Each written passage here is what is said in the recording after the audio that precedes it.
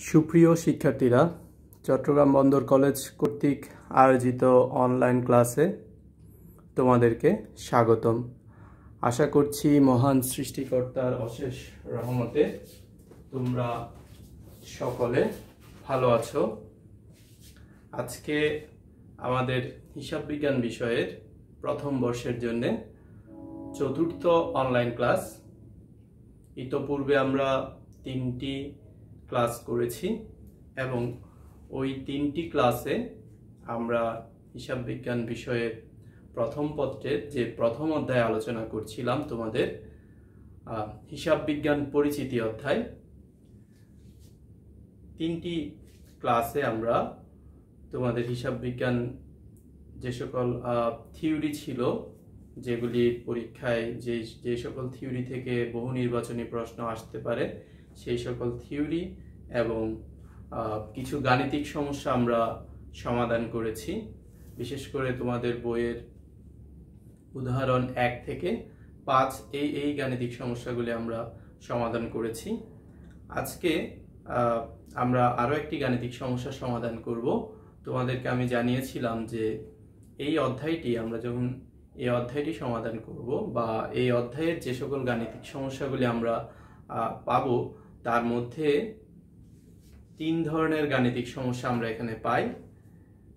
এক ধরন হচ্ছে যে কিছু ঘটনা আমাদেরকে দেয়া থাকবে, সেই ঘটনাগুলি লেনদেন কিনা তা জানতে চাইবে। লেনদেন হলে সেটা ব্যাখ্যা দিতে বলবে যে লেনদেন যদি হয় তাহলে সেটি কেন লেনদেন, অথবা লেনদেন না হলে সেটি কেন লেনদেন নয়। তো লেনদেন হলে কেন লেনদেন অথবা লেনদেন না হলে কেন লেনদেন নয় তা ব্যাখ্যা আমরা কিভাবে দিতে হয় পূর্ববর্তী ক্লাসে আলোচনা করেছি। এবং আবার কিছু প্রশ্ন এরকম হয় যে কতগুলি ঘটনা দেয়া থাকবে, সেই ঘটনাগুলি থেকে তোমাকে হিসাবের শ্রেণীবিন্যাস করতে বলা হবে এবং শ্রেণীবিন্যাস পূর্বক ডেবিট ক্রেডিট নির্ণয় করতে বলা হবে। এবং ওই ধরনের সমস্যাও আমরা পূর্ববর্তী ক্লাসে সমাধান করেছি বা কিভাবে সমাধান করতে হবে সেই সম্পর্কে আমরা আলোচনা করেছি।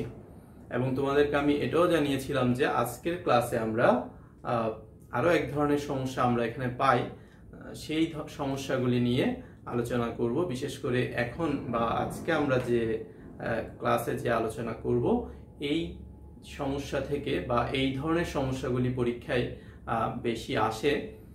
সুতরাং এই সমস্যাগুলি আমাদেরকে খুব ভালো করে বুঝতে হবে কিভাবে এটির সমাধান করতে হয়। আমাদেরকে প্রশ্নে কিছু ঘটনা দেয়া থাকবে অথবা কিছু লেনদেন দেয়া থাকবে, সেই লেনদেনগুলি থেকে আমাদেরকে হিসাব সমীকরণের উপর লেনদেনের প্রভাব কি তা আলোচনা করতে বলবে। হিসাব সমীকরণ কি সেটি আমরা পূর্ববর্তী ক্লাসে আলোচনা করেছি এবং লেনদেনের প্রভাব কিভাবে, হিসাব সমীকরণকে কিভাবে লেনদেনগুলি প্রভাবিত করতে পারে বা হিসাব সমীকরণের যে সকল উপাদানগুলি আছে সেই উপাদানগুলিকে লেনদেন কিভাবে প্রভাবিত করে সেই সম্পর্কিত গাণিতিক সমস্যা আমরা আজকে সমাধান করব। এখানে আমি একটি প্রশ্ন নিব, সেটা হচ্ছে দেখো তোমাদের বইয়ের এটি পৃষ্ঠা নম্বর 192 পৃষ্ঠায় পাবা তোমরা। সমস্যা 9 নং প্রশ্নের উত্তর বা সমস্যা 9। প্রথমে আমরা প্রশ্নটি পড়ে নিব। আমি আবারও বলছি, এটি হচ্ছে পৃষ্ঠা নম্বর 192 সমস্যা 9। প্রশ্নটি হচ্ছে, জনাব রাফি সম্প্রতি MBBS পাশ করেছেন। তিনি 2016 সালের 1 জুলাই তারিখে নগদ 1 লক্ষ টাকা ও ছাত্র জীবনে ব্যবহৃত 20,000 টাকার চিকিৎসা সংক্রান্ত বই নিয়ে চিকিৎসা সেবা প্রদানের জন্য একটি চেম্বার খোলেন। চিকিৎসা সেবা শুরুর প্রথম মাসে তার হিসাব বই হতে নিম্নোক্ত তথ্যাদি সংগৃহীত হয়। 2016 জুলাইয়ের 5 তারিখে নগদে চিকিৎসা সরঞ্জাম ক্রয় করেছেন 25,000 টাকা দিয়ে।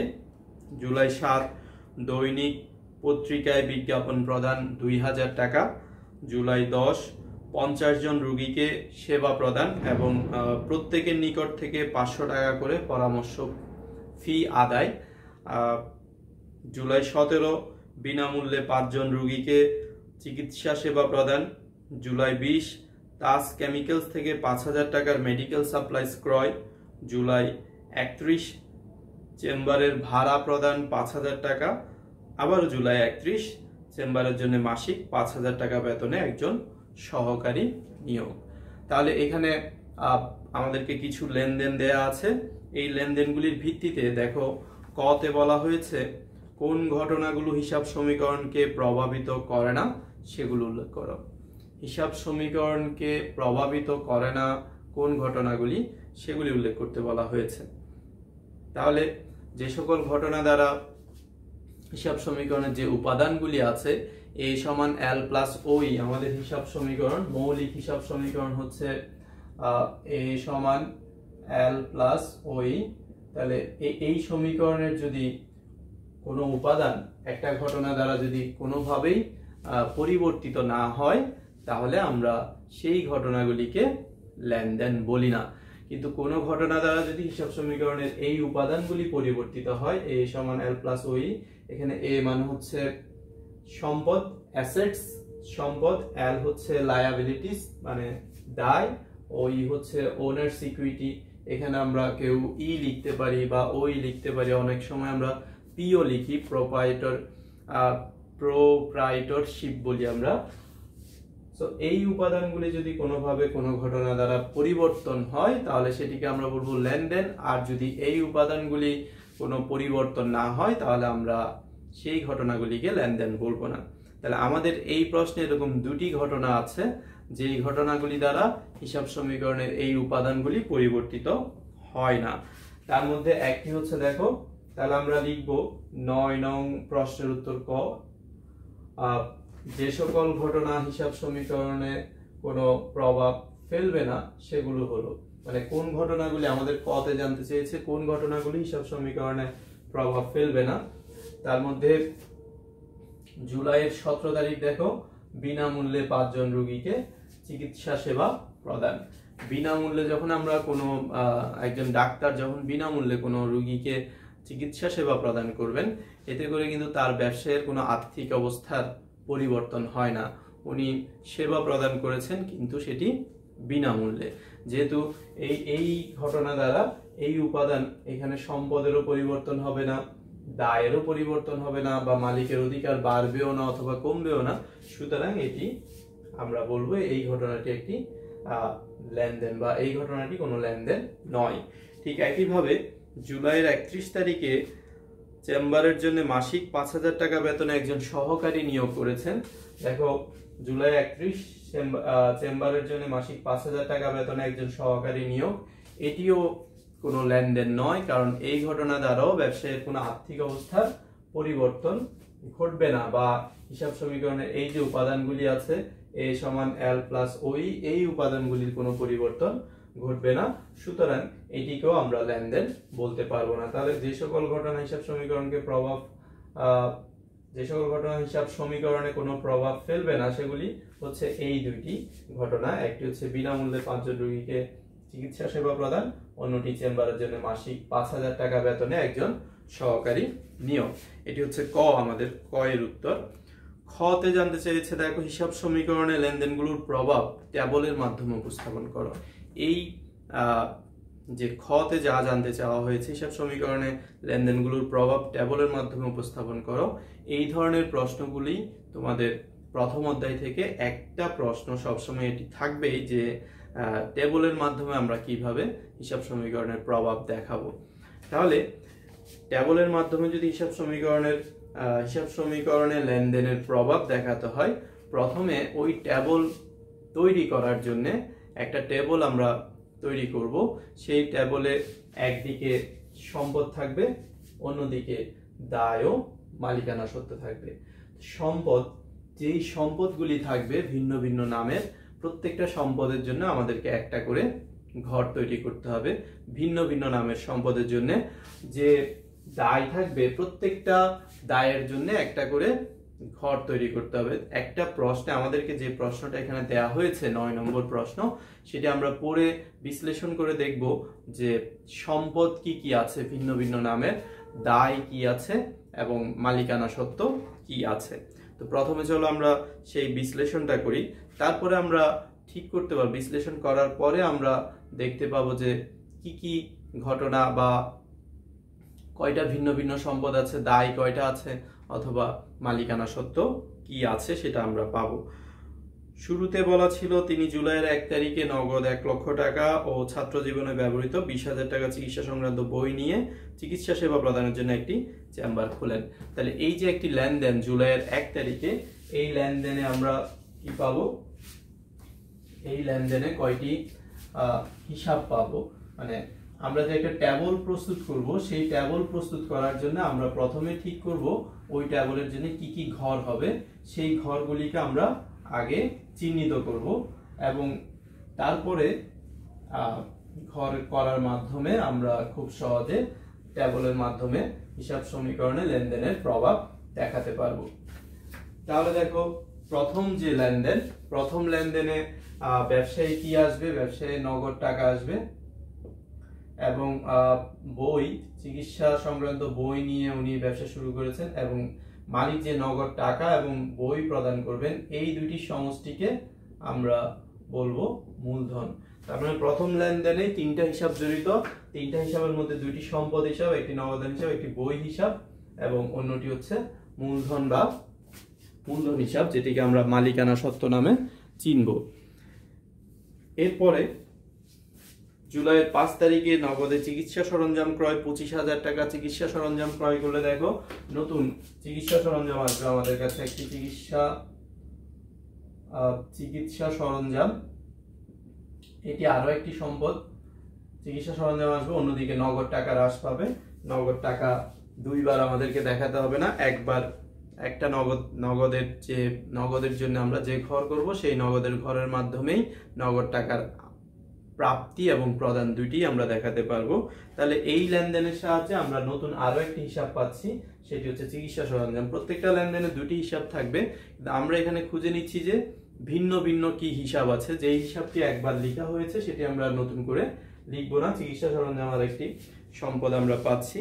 জুলাই 7 তারিখে দৈনিক পত্রিকায় বিজ্ঞাপন প্রদান। বিজ্ঞাপন যখন আমরা প্রদান করি, বিজ্ঞাপন ব্যবসায়ের জন্য একটি খরচ, একদিকে আমাদের কাছ থেকে নগদ টাকা চলে যাবে, আর বিজ্ঞাপন যেহেতু খরচ বা ব্যয় হিসাব বলি আমরা, ব্যয় হলে সবসময় মনে রাখতে হবে মালিকের অধিকার হ্রাস পাবে।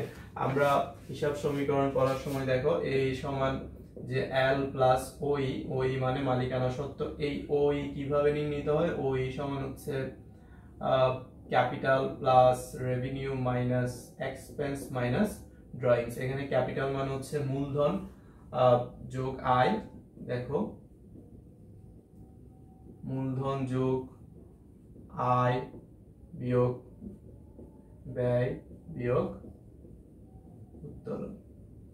তাহলে কোনো ঘটনা দ্বারা যদি ব্যবসায়ের আয় বা ব্যয় হয়, তাহলে সেটি তাদের মালিকের মূলধনকে বৃদ্ধি করবে।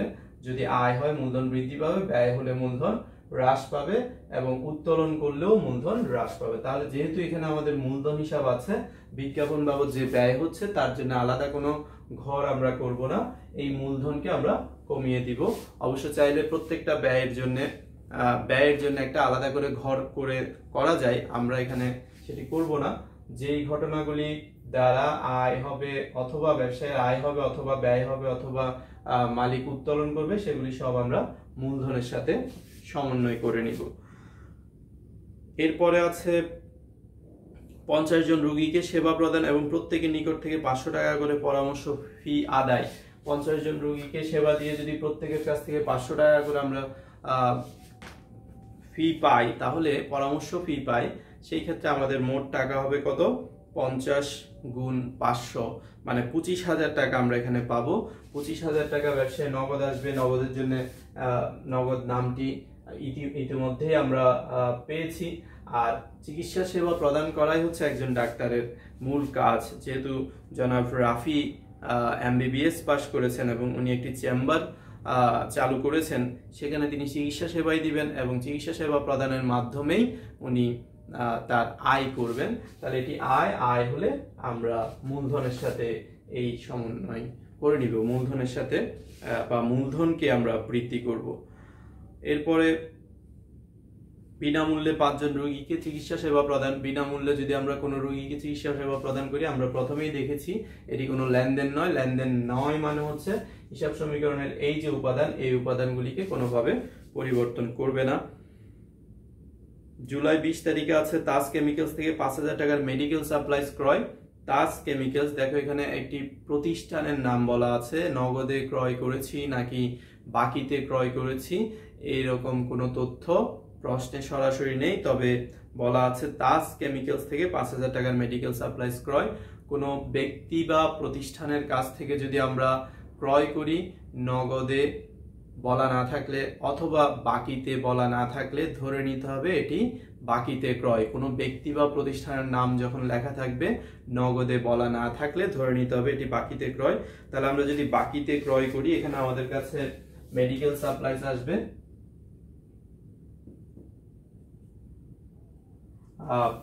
মেডিকেল সাপ্লাইজ এটি ব্যবসায়ের জন্য ব্যবহার যতদিন হবে না ততক্ষণ পর্যন্ত সম্পদ, মেডিকেল সাপ্লাইজ নামে একটি সম্পদের সৃষ্টি হবে। অন্যদিকে এটি আমরা ধারে ক্রয় করেছি, আমাদের কাছ থেকে তাজ কেমিক্যালস এই টাকাটা পাবে। যারা আমাদের কাছ থেকে ব্যবসা প্রতিষ্ঠানের কাছ থেকে টাকা পায় তাদেরকে আমরা প্রদেয় হিসাব অথবা পাওনাদার নামে আখ্যায়িত করি। আমাদের প্রদেয় হিসাব নামক দায়ের সৃষ্টি হবে, যেহেতু আমরা টাকা পরিশোধ করি নাই, প্রদেয় হিসাব নামক দায়ের সৃষ্টি হবে। এরপরে আছে চেম্বারের ভাড়া প্রদান 5,000 টাকা। যখন আমরা ভাড়া প্রদান করব, ভাড়া হচ্ছে ব্যবসায়ের জন্য খরচ, একদিকে আমাদের কাছ থেকে নগদ টাকা যাবে, আর খরচ হলে তার কাজ আমরা কার সাথে করব, মূলধনের সাথে। খরচ হলে মূলধন থেকে বাদ দিব। এরপরে বলা আছে চেম্বারের জন্য মাসিক 5,000 টাকা বেতনে একজন সহকারী নিয়োগ।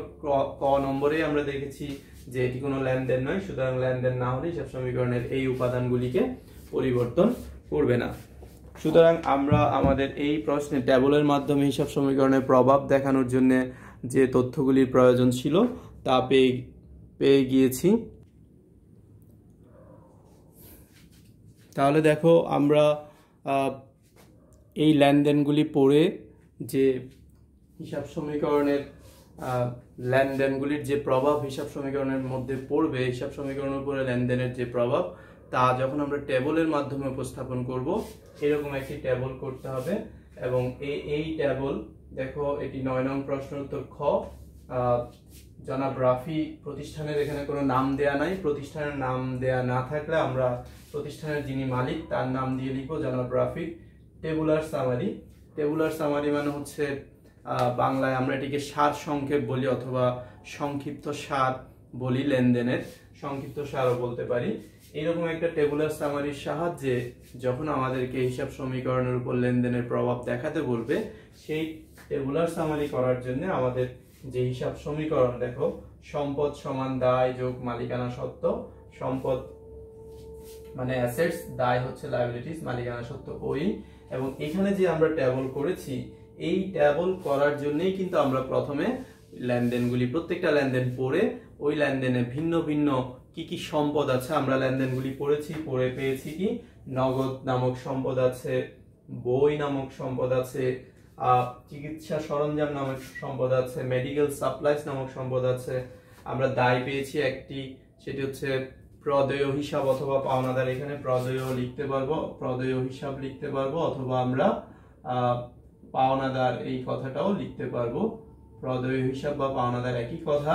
প্রদেয় হিসাব মানে আমাকে যেটা প্রদান করতে হবে, পাওনাদার মানে যারা আমাদের কাছ থেকে টাকা পাবে, মূলধন। তাহলে এই যে আমরা একটা ট্যাবল করব, সেই ট্যাবলে সম্পদ কি কি থাকবে, দায় কি কি থাকবে, তা আগে আমাদেরকে পড়ে, প্রশ্নটা পড়ে ঠিক করে নিতে হবে। আর এটি ঠিক করার জন্য সবচেয়ে সহজ উপায় হচ্ছে যেই লেনদেনগুলি দেয়া আছে প্রত্যেকটা লেনদেন থেকে তুমি দুইটা হিসাব খুঁজে বের করবা। দুইটা হিসাব খুঁজে বের করার পরে দেখবো আমরা কি কি প্রত্যেকটা হিসাবের মধ্যে থেকে সম্পদ কি কি আছে, ভিন্ন ভিন্ন নামের কি কি সম্পদ আছে, ভিন্ন ভিন্ন নামের কি কি দায় আছে। আর মালিকানা সত্ত্ব সবসময় একটাই থাকবে, সেটা হচ্ছে মালিকানা সত্ত্বের জন্য একটাই ঘর হবে সবসময়, সেটি হচ্ছে মূলধন। এবং মূলধনের সাহায্যে বা মূলধনের ঘরে আমরা আয় হলে মূলধনের সাথে যোগ করব, ব্যয় হলে মূলধন থেকে বাদ দিব, উত্তোলন থাকলেও আমরা মূলধন থেকে বাদ দিব। যদি আমরা কেউ চাই যে আয়ের জন্য আমরা একটা ঘর দিব, অথবা ব্যয়ের জন্য একটা ঘর দিব, আবার উত্তোলনের জন্য একটা ঘর দিব, ওভাবেও কিন্তু করা যাবে। এখানে আয়ের জন্য চাইলে একটা ঘর দেওয়া যায়, ব্যয়ের জন্য একটা ঘর দেওয়া যায়, এবং উত্তোলনের জন্য একটা ঘর দেওয়া যায়। সেই ক্ষেত্রে আমাদের জায়গা অনেক বেশি প্রয়োজন হবে।